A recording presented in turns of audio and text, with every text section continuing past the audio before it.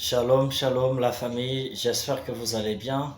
Par la grâce d'Elohim, nous allons bien. Alors, bienvenue à notre programme. Docteur, j'ai une question. Alors, nous venons répondre à la toute première question qui nous a été posée par le frère Guy. Alors, la question est la suivante. En dehors d'Adam et Ève, est-ce qu'il y a eu une autre famille sur la terre à cette époque-là? Ou bien, si je vais reformuler, je dirais ceci. Avant que Adam et Ève ne viennent à l'existence, ou bien avant ce couple-là, est-ce qu'il y avait d'autres personnes qui existaient à cette époque-là, dans un endroit quelconque sur la terre? Alors, pour répondre à cette question d'une manière très claire et nette, Adam et Ève, c'est le premier couple. Voilà pourquoi Elohim appelle ce premier couple Adam. Parce que Adam a pour signification celui qui est tiré de la terre. Donc l'être humain. Voilà, il y a eu Adam ainsi que Hawa, l'homme et la femme. Donc le premier couple qui a vécu sur la terre, c'est le couple adamique, donc Adam et Ève, les premiers êtres humains. Donc c'est ce couple-là. Donc s'il s'agit de savoir s'il y avait d'autres personnes qui vivaient à cette époque-là en dehors de ce couple-là, en fait, la réponse est très claire. Ce sont les premières personnes, c'est à travers notamment ce couple-là que l'humanité s'est peuplée. Ok? Voilà pourquoi Hawa ou Ève a pour signification en hébreu Hawa est la mère de tous les vivants. Ok? C'est la mère de tous les vivants. Donc c'est à travers elle que toutes les autres personnes sont sorties. Voilà. Nous allons aller en profondeur de cette question parce que en posant cette question, cela nous emmène au fait à la question se rapportant à la femme de Caïn parce qu'on a l'habitude d'avoir cette interrogation là.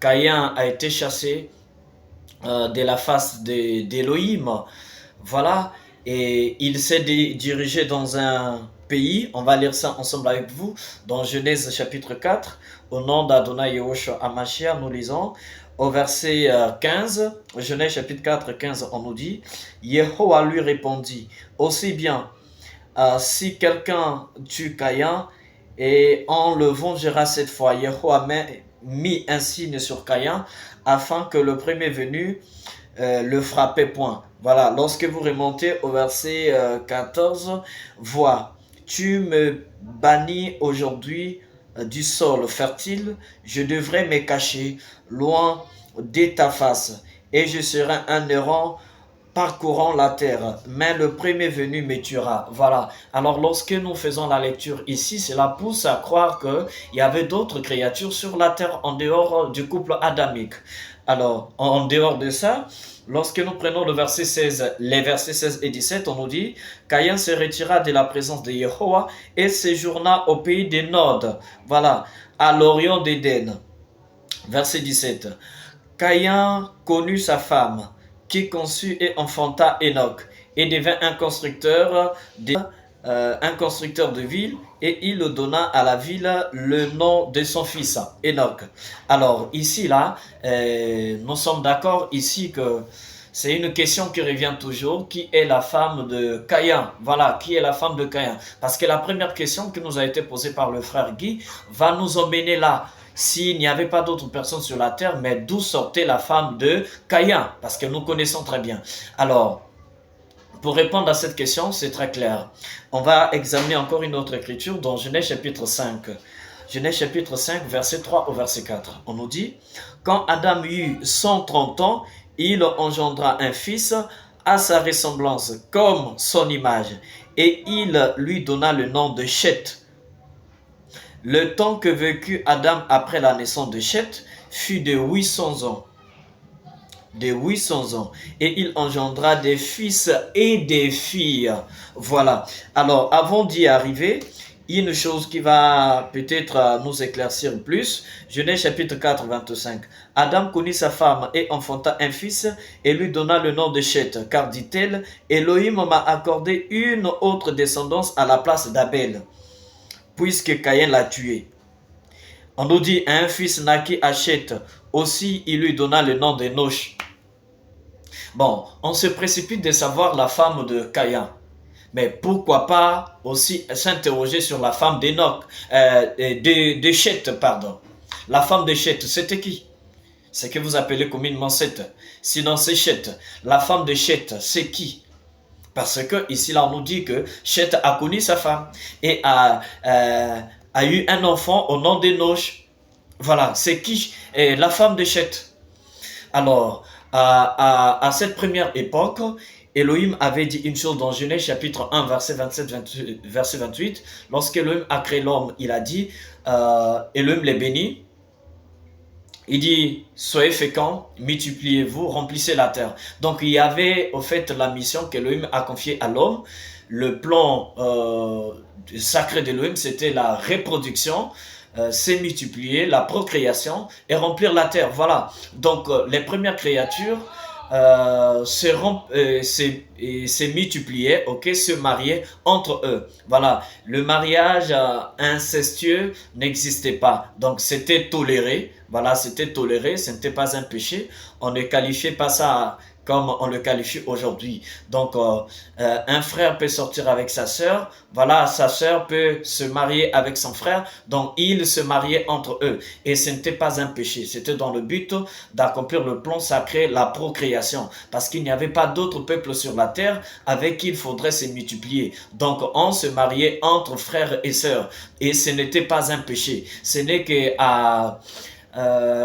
lorsque Moshe a reçu la Torah notamment, c'est indiqué dans Lévitique chapitre 18, précisément le verset 6. C'est là-bas qu'Elohim vient mettre fin au fait au mariage consanguin, au mariage ce que nous appelons communément incestueux. Donc, à la première époque, à la première génération, à l'origine de l'univers, le mariage incestueux n'était pas un péché parce que c'était l'unique manière pour se reproduire. Voilà. Donc, lorsque nous prenons le verset 5 de Genèse chapitre 5, lorsque nous prenons le verset 3 à 4, au verset 4, on nous précise, le temps que vécut Adam après la naissance de Chet fut de 800 ans, et il engendra des fils et des filles. Donc, dès la naissance de Caïn et Abel, ok? Avant que Caïn puisse tuer Abel, à cette période-là, à cet intervalle de temps, il y a eu probablement, ok, la possibilité que Adam puisse avoir des filles pendant cette période-là. Vous comprenez? Donc, pendant la période de la naissance de Caïn et Abel, avant que Abel soit tué par son frère Caïn, il y a la probabilité que Adam puisse avoir des filles. Et cette précision nous est donnée au verset 4 de Genèse 5, que Adam a eu des filles et des fils, ok? Dont on ne nous donne pas assez de précisions ici, là. Donc, au verset 3, on nous dit quand Adam eut 130 ans, il engendra un fils à sa ressemblance qu'il donna le nom de Chet. Donc, la période où notamment Abel a été tué, ok, c'est à l'âge de 130 ans, ok, que Adam vient trouver un autre fils qui est Chet. Alors, il y a eu un long moment, une longue période qui s'est écoulée, qui pouvait lui donner l'opportunité d'avoir d'autres enfants, donc notamment les filles. Et dans les récits bibliques que nous possédons, les filles n'ont pas vraiment été indiquées, comme le cas de Dina, qui a été cité que 2 fois, le jour de sa naissance et le jour où elle a été déshonorée. Alors, le mariage consanguin à cette époque n'était pas un péché. L'exemple d'Abraham, notamment dans Genèse chapitre 20, verset 12, dans Genèse chapitre 24, verset 4, dans Genèse chapitre 29, nous avons là le mariage d'Abraham avec Sarah, sa sœur, le mariage d'Isaac avec Rebecca, sa cousine, le mariage de Jacob avec Léa et Rachel, qui étaient ses 2 cousines. Donc, à cette époque-là, c'était très important de se marier entre frères et sœurs. C'était dans le but de la procréation pour accomplir le plan sacré. Et nous pouvons donc comprendre que la femme de Caïn était juste l'une de ses sœurs. Voilà, fille d'Adam. Voilà ce que nous pouvons retenir à ce sujet-là. Que l'Élohim vous bénisse. Toi aussi, tu peux poser ta question. Il suffit de la mettre dans les commentaires ou bien nous écrire par WhatsApp.